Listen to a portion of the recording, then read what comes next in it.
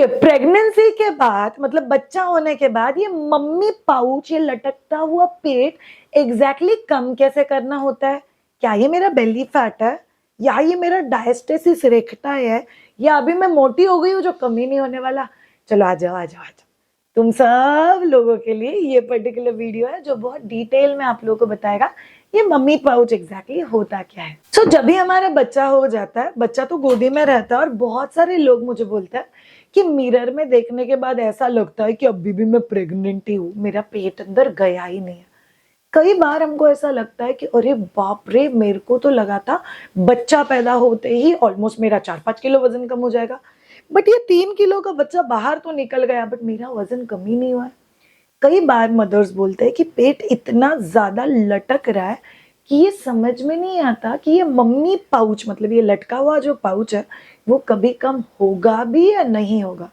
और एक बहुत इंपॉर्टेंट क्वेश्चन, क्या मेरे पेट बांधने से, मसाज लेने से, सोने से और बहुत अच्छा अच्छा खाना खाने से और ब्लीडिंग से मम्मा पाउच कम हो जाएगा?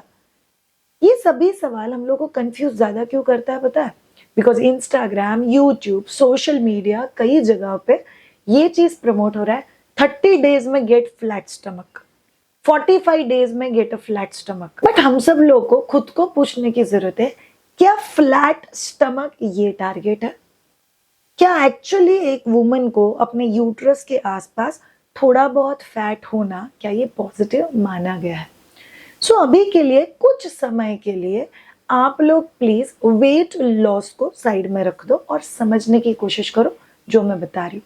पहली और बहुत इंपॉर्टेंट चीज, आपका यूट्रस कुछ इस जगह पे बढ़ रहा है, ये आपका पेल्विक बोन है, और यहाँ पे आपका यूट्रस बढ़ रहा है, और यहाँ पे बच्चा भी बढ़ रहा है। जब भी आप प्रेग्नेंट होते हो तभी आपका पेट अपनी जगह पे एकदम फर्म है, बिकॉज अंदर बच्चा है। जैसे ही बच्चा बाहर निकल आता है, बिकॉज अंदर का वेट और फर्मनेस निकल गया, वो पेट ऑटोमेटिकली लटकने लग जाता है।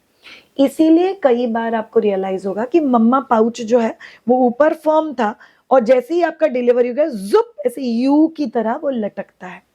सो ये क्यों है? बिकॉज पेट के अंदर का बच्चा बाहर निकलने की वजह से जो टोन था, जो बॉडी वेट था, जो उस पेट को पकड़ के रख रहा था, वो निकल गया। दूसरा बहुत इंपॉर्टेंट, फैट डिपोजिशन। आपको पता है यूट्रस और पेट के सबसे बाहर के लेयर के बीच में there are in between 7 layers, और ये 7 लेयर्स में एक बहुत इंपॉर्टेंट लेयर है जो फैट लेयर होता है। सो अगर कोई भी मदर अपने प्रेगनेंसी में स्ट्रेस, डाउट, कोई हार्मोनल इंजेक्शंस, हार्मोनल चेंजेस, ऐसा कोई चीज एक्सपीरियंस कर रहा है, तो उनके बॉडी में पेट के सराउंडिंग में फैट डिपोजिशन हमेशा ज्यादा होगा। बिकॉज एक वुमन के लिए अपने बॉडी के सारे वाइटल और इंपॉर्टेंट ऑर्गन्स इस एरिया में है। तो बॉडी को जब भी लगता है अरे स्ट्रेस हो रहा है, कहीं उसके प्राइवेट एरिया को, उसके इंपॉर्टेंट ऑर्गन्स को कुछ हो गया, तो वहां पे फैट डिपोजिशन और ज्यादा बढ़ जाता है। तो कई बार आपको रियलाइज होगा प्रेगनेंसी में इस जगह के आसपास जो फैट डिपोजिशन हुआ है, वो फैट डिपोजिशन वैसे ही रहने की वजह से आपको मम्मी पाउच दिखाई दे रहा है। तीसरा बहुत इंपॉर्टेंट रीजन, डायस्टेसिस रेक्टाई। ज्यादा दिल पे मत लेना, वो होता क्या, मैं यहाँ पे आपके लिए फोटो दिखा रही हूँ। ये मम्मा के पेट के मसल्स है जो फट गए। सो बेसिकली ये जो मसल है, प्यूबिक सिम्फाइसिस बोलते हैं हम लोग इसको, वो भी ज्यादा दिल पे मत लेना। बट जब भी आपका प्रेगनेंसी बढ़ रहा है, आपका यूट्रस और साइड के मसल्स एक्सपांड हो रहे हैं, तो ये अपना एक एक्सपांशन लेके आता है। प्लस इसी एक्सपांशन के साथ ये जो पूरा सेंटर एब्डोमेन मसल्स होता है वो फट जाता है। किसका मसल कितना फटेगा ये डिपेंड करता है कि मम्मा प्रेगनेंसी के पहले कितनी फिट थी, कितनी फ्लेक्सिबल थी, कितना वर्कआउट कर रही थी, उसके मसल्स को वो स्ट्रेचिंग लेने का कैपेसिटी है भी कि नहीं है। बट डायस्टेसिस रेक्टा ये बहुत कॉमन है। सो कई सारे मदर्स के केस में हम लोग को दिखाई देगा कि ये जो डायस्टेसिस रेक्टा है ये रहता है, और उसकी वजह से एक्चुअल रियल लाइफ में आप लोग को मम्मी पाउच फील हो रहा है। शायद इसका हीलिंग होता है। सो ये फैट नहीं है, इसको हील करने की जरूरत है, और हीलिंग होना बहुत ज्यादा जरूरी है। सो ये भी एक बहुत इंपॉर्टेंट वजह जिससे आप लोगों को मम्मी पाउच या लटकता हुआ पेट फील हो सकता है। One more thing, uterus prolapsed. तो कई बार मदर्स को पता ही नहीं है ये होता क्या है। यूट्रस प्रोलैप्स्ड मतलब आपका जो बच्चादानी है या यूट्रस है वो फिसल के नीचे आ गया है। सो बेसिकली हमारे पास वजाइना है, वजाइना के बाद यहाँ पे एक पैसेज है, फिर यहाँ पे सर्विक्स है और इसके ऊपर यूट्रस होता है। सो कई बार यूट्रस अपनी जगह से खसक के नीचे आ जाता है। ये किस किस केस में होता है? बहुत सारी वजह हो सकती है, मल्टीपल प्रेगनेंसीज, कई बार अगर आपका बच्चा बहुत ज्यादा हेवी वेट का है तभी हो सकता है, कई बार कोई मदर पूरा 9 to 10 सेंटीमीटर ओपनिंग होने से पहले ही उसने पुश कर दिया, उसकी वजह से हो सकता है, और कभी कभी वीक यूट्रस की वजह से भी हो सकता है। तो ये जो सब रीजंस है उसकी वजह से यूट्रस प्रोलैप्स मतलब यूट्रस अपनी जगह से फिसल के नीचे आना ये होना पॉसिबल है।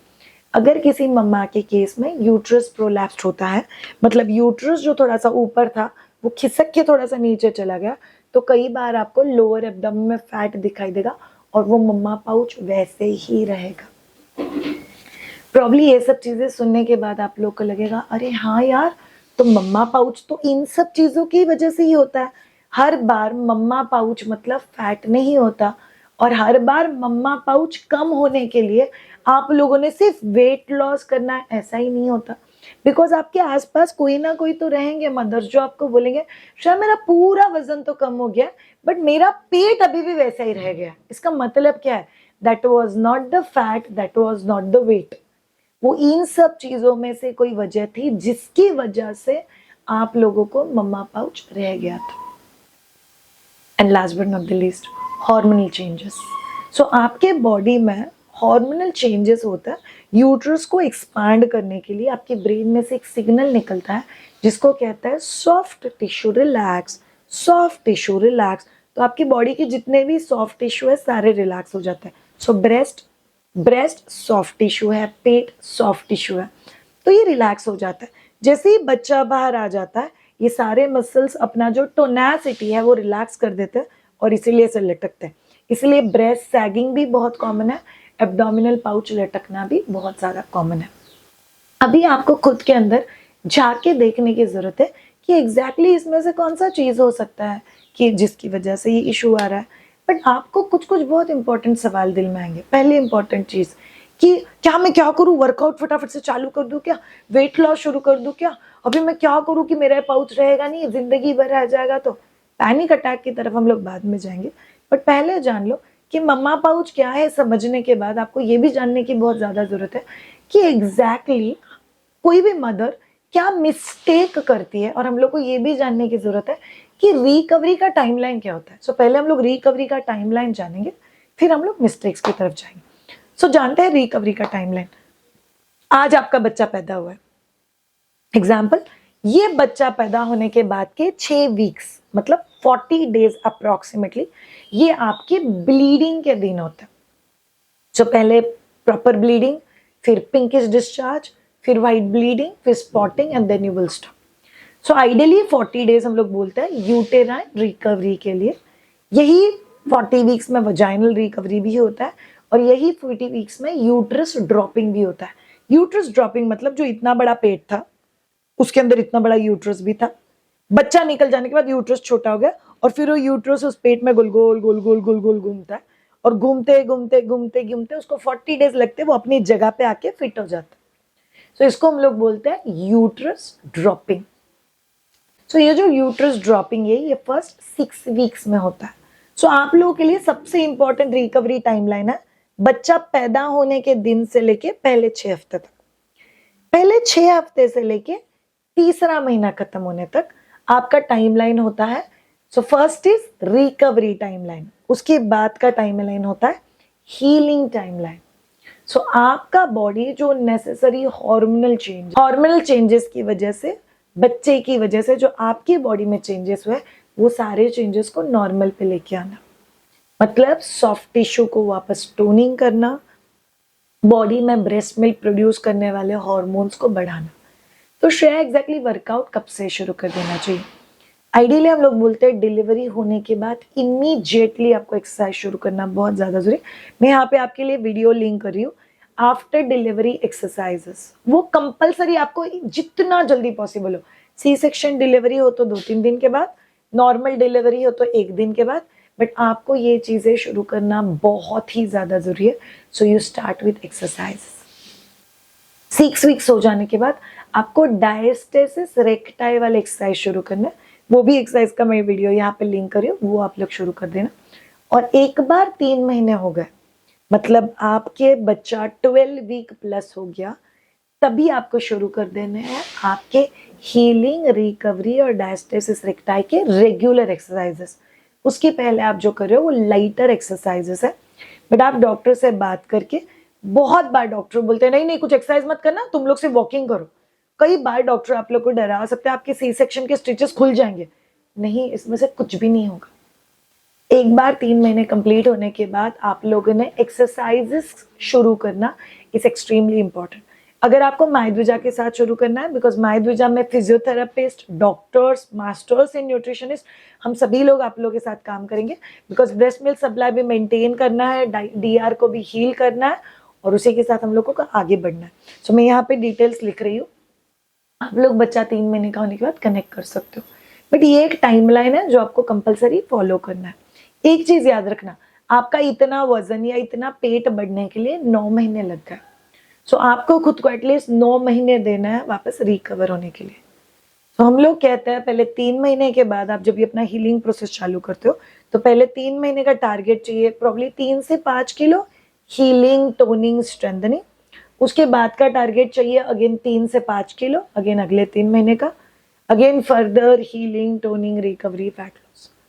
तो करीब आपका बच्चा 9-10 महीने का, मैक्सिमम 12 महीने का होगा, तभी आप लोगों का पहले हीलिंग होगा, फिर मम्मी पाउच रिकवर होगा and then accordingly you can go. But ये टाइमलाइन अगर आप लोग फॉलो करोगे तो आपके लिए बहुत आसान हो जाएगा। बट कुछ कुछ मिस्टेक्स, पता नहीं, कई बार मदर्स को कॉन्शियसनेस होता है, हम लोग सेलिब्रिटीज को देखते हैं, हमें लगता है उनका पेट फ्लैट हो गया तो हमारा भी फ्लैट हो जाना चाहिए। आप लोग को पता है कई बार उन लोगों का लाइफस्टाइल, उन लोग का वर्कआउट ये बहुत स्ट्रांग होता है। पर्सनली मेरे खुद के लिए सिंपल टारगेट रखा था मैंने, मेरे बच्चे के फर्स्ट बर्थडे तक मुझे प्री प्रेगनेंसी वेट और फिटनेस पे जाना है। उसके लिए मैं मेरे लाइफ के 9 से 10 महीना एफर्ट करने के लिए तैयार हूँ and I am going to go into the right direction. But mistakes avoid करना बहुत ज़्यादा जरूरी है। First and most important mistake, कोई भी टाइप का क्रैश डाइट लेना।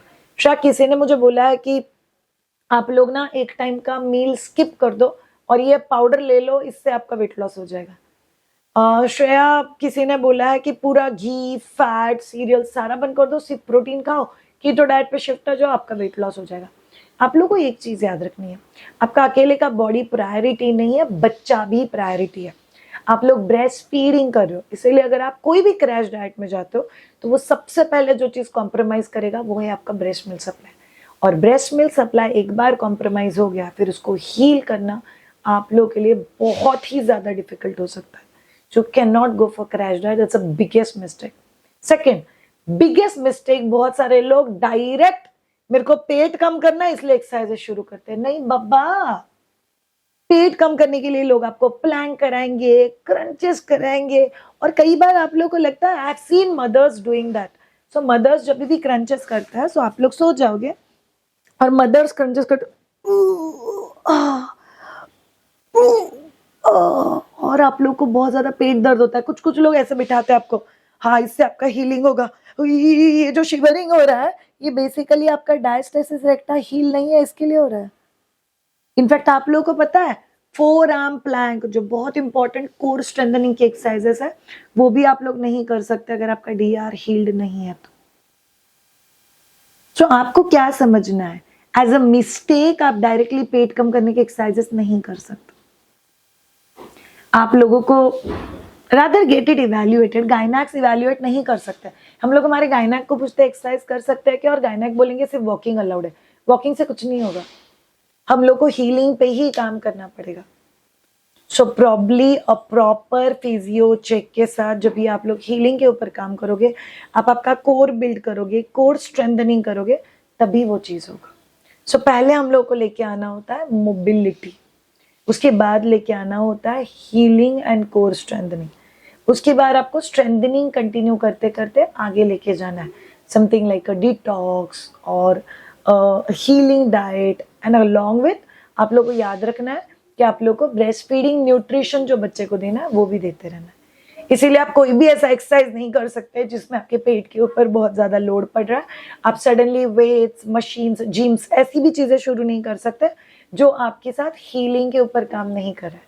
Once you healed we are absolutely okay, अब आपके नॉर्मल एक्सरसाइजेस शुरू कर सकते हो, बट जब तक हीलिंग नहीं होता है तब तक नहीं कर सकते। नंबर 3, आप लोगों को कंपल्सरी स्ट्रेस, ये एक फैक्टर है जो नहीं लेना है वेट को लेकर। स्ट्रेस तो ऑटोमेटिक आ जाता है, बच्चे का स्ट्रेस है, मम्मा पाउच का स्ट्रेस है, घर के काम का स्ट्रेस है, बट आप लोग जितना ज्यादा स्ट्रेस लोगे उतना आपका मम्मा पाउच और बढ़ेगा। बिकॉज आप जितना स्ट्रेस ले रहे हो उतना बॉडी को लगता है कि इसको बहुत स्ट्रेस है, पेट के आसपास और फैट जमा करो। You remember what I told you all, ये सिर्फ वेट लॉस वाला फैट नहीं है, ये प्रोटेक्शन वाला फैट है, ये स्ट्रेस वाला फैट है। सो जैसे जैसे आप अपने स्ट्रेस को कम करते जाओगे, डिटॉक्स करते जाओगे बॉडी को, वैसे वैसे बॉडी ऑटोमेटिकली हील हो जाएगा और वो करेगा भी पेट कम। सो पेट कम करने के लिए सिर्फ स्ट्रेस कम करके वेट कम हो जाएगा, ऊपर वाले भी पैरामीटर्स इंपॉर्टेंट है।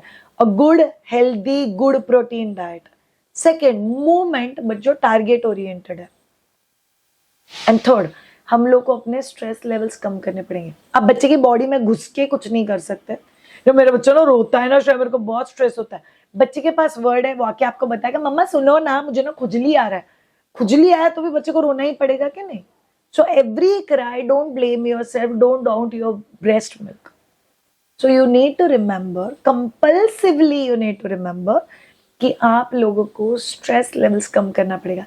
Why I usually suggest माइदुजा का 100 Day Weight Loss Program is because हम सारे मदर्स साथ में करते हैं। आप लोग सेशन के एंड में मेडिटेशन करते हो, चांटिंग करते हो, there's a good vibe और एक कंसिस्टेंसी, वाह क्या कर रही है, ये जो फील होता है ना मम्मा के लिए बहुत इंपॉर्टेंट होता है। बिकॉज अदरवाइज रिलेटिव्स, पड़ोसी अड़ोसी सजेस्ट ही करते रहते, तेरा ये ठीक नहीं हो रहा है, तेरा दूध ठीक नहीं है, तूने ये अच्छे से नहीं किया, तूने वो अच्छे से नहीं किया, तो कॉन्स्टेंटली कोई ना कोई हमको डाउट में डाल ही रहा है। तो उस डाउट में से बाहर निकलने के लिए हम लोग को क्या करना पड़ेगा? हम लोग को यही चीजें करनी पड़ेगी, दूसरा कुछ ऑप्शन तो है नहीं हमारे पास। So that needs to be taken care of. Fifth mistake, sleep. Sleep को लेकर पता नहीं अपने इधर बहुत बड़ा कंफ्यूजन है कि बच्चा जितना सोएगा ना उतना बहुत अच्छा। सेकंड कंफ्यूजन, बच्चा जब भी सोता है ना तभी मम्मी ने सो जाना चाहिए। कितनों को नींद आता है यहाँ पे? इम्पॉसिबल है नींद आना, कैसे नींद आएगा आप लोग को? सो स्लीप, किसी भी नई मम्मा को कौन सा वाला स्लीप चाहिए? अनइंटरप्टेड नींद चाहिए। कितना देर का? 4 से 5 घंटे का एटलीस्ट, जिसमें कोई नहीं उठा रहा। सो आपका बच्चा अगर 0 to 2 ईयर के बीच में, तो बच्चे को प्लीज स्लीप ट्रेन कर दो। स्लीप ट्रेन किया हुआ बच्चा रात में 4 से 5 घंटे मिनिमम सोएगा। और एक बार बच्चा स्लीप ट्रेन हो गया, आपका रात का नींद is sorted, you don't need anything else.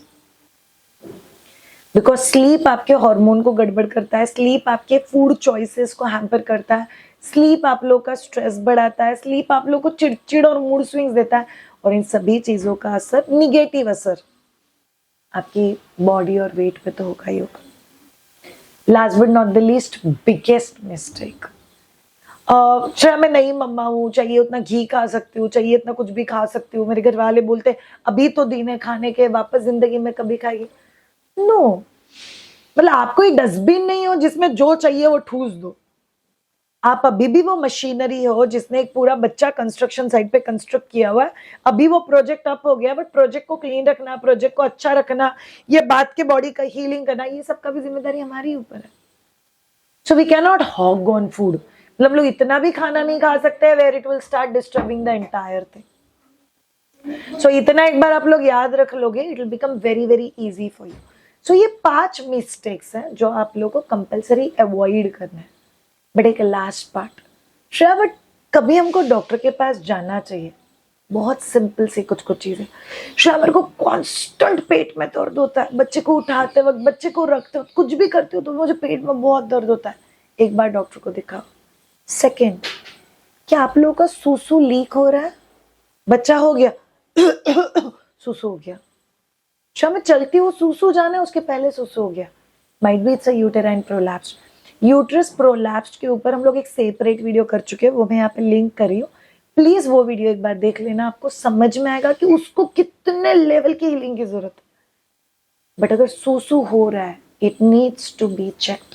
Number 3, शायद मेरा पेट ना ऐसे ट्रायंगल की तरह बाहर निकलता है, मतलब समझ लो कि आप लोग सोए हुए हो पूरी तरह से और सोते हुए आपका पेट ऐसे ट्रायंगल की तरह बाहर निकल रहा है, it's a problem. Pet triangle की तरह ऊपर नहीं आना चाहिए। ये हमको बताता है कि आपका जो डायस्टेसिस रेक्टा है, जो मसल मैंने आप लोगों को बोला फटा हुआ है, वो मसल कुछ ज्यादा ही फटा हुआ है। तो ज्यादा फटे हुए मसल की वजह से वो ट्रायंगल बिल्ड हो रहा है, और उस ट्रायंगल को हील करना एक्सट्रीमली इंपॉर्टेंट है आप लोग के लिए। Last but not the least, अगर आप में से किसी को भी इतना ज्यादा बैक पेन हो रहा है कि सहने नहीं हो रहा है, you need respective doctor. Please गायनाक के पास मत जाओ, बैक पेन हो रहा है तो you need a physiotherapist, healing, या कोई ऐसा इंसान जिसको पता है आप लोग के साथ कैसे काम करना है कोर स्ट्रेंथनिंग के ऊपर। मुझे एक डॉक्टर ने बहुत क्यूट सा चीज बताया था, जब मैं लैक्टेशन कंसल्टेंट का नया नया प्रैक्टिस करी थी। श्रेया, सही समय सही इशू को लेके सही इंसान के पास जाना, इसके लिए भी बहुत इंपॉर्टेंट इंटेलिजेंस लगता है, वो आपके पास होना चाहिए। ब्रेस्ट मिल्क ब्रेस्ट फीडिंग का इशू है तो वो ऑब्वियसली लैक्टेशन कंसल्टेंट के पास जाएगा। बच्चे की वेट का इशू है तो लैक्टेशन कंसल्टेंट और पीडियाट्रिशियन के पास जाएगा। पीरियड्स नहीं आ रहे हैं, ब्लीडिंग बहुत ज्यादा हो रहा है, ब्लीडिंग रुक ही नहीं रहा है, वो गायनेक के पास ही जाएगा। स्टिचेस में हीलिंग नहीं हो रहा है, वो भी गायनेक के पास जाएगा। मुझे बैक पेन हो रहा है, मुझे स्टमक पेन हो रहा है, वो कंपलसरी फिटनेस प्रोफेशनल्स या हीलिंग एक्सपर्ट्स जो होते हैं उनके पास जाएगा। बाय द वे, मैं हूँ, किसी को मेरे पास आना है तो आ सकते हो। बट बहुत इंपॉर्टेंट चीज, किसी को पेट ट्रायंगल की तरह निकल रहा है, आप लोग को फिजियोथेरेपिस्ट का हेल्प लगेगा। मायदुजा का 100 डे वेट लॉस चैलेंज क्यों स्पेशल होता है? Because it's done with physiotherapist, masters in nutrition, post graduate in fitness, plus your daily monitoring. तो ये सभी चीजें जब भी समझ जाओगे तो ये समझ लो, मम्मा पाउच बढ़ने के लिए 9 महीने लग गए, कम होने के लिए 9 महीने देने पड़ेंगे। हूँ ब्रेस्ट फीडिंग कर रही हूँ ना तो ऑटोमेटिक कम हो जाएगा, नहीं होगा। ब्रेस्ट फीडिंग करके वो लूज मसल जैसे लटकते हुए कम होगा, पेट फिर भी लटकेगा ही। उसको टोनिंग, हीलिंग और स्ट्रेंथनिंग की जरूरत है। समझ गए? मम्मा पाउच होता क्यों है, बढ़ता क्यों है, क्या वो फैट है, क्या वो डायस्टेसिस रेक्टा है, क्या हीलिंग करना है। कितना बात करवाते हो यार। सुन लिया, क्लैरिटी मिल गया, चलो अभी थोड़ा काम भी शुरू करता है। ये पर्टिकुलर सीरीज आप लोग के लिए इसके लिए है ताकि मम्मा समझ सके healing, weight loss, exercise, diet, इन सब की शुरुआत कब से करनी है और कैसे करनी है। पूरे सीरीज को जरूर फॉलो करना। बाय द वे, रुको, कमेंट में लिख के मुझे बताना कितना किलो वेट गेन किया आप लोगों ने प्रेगनेंसी में। Let's go head into the healing process. Guilt feel करने के लिए कोई जगह नहीं हमारे लाइफ में। Have a great time, take care, bye bye.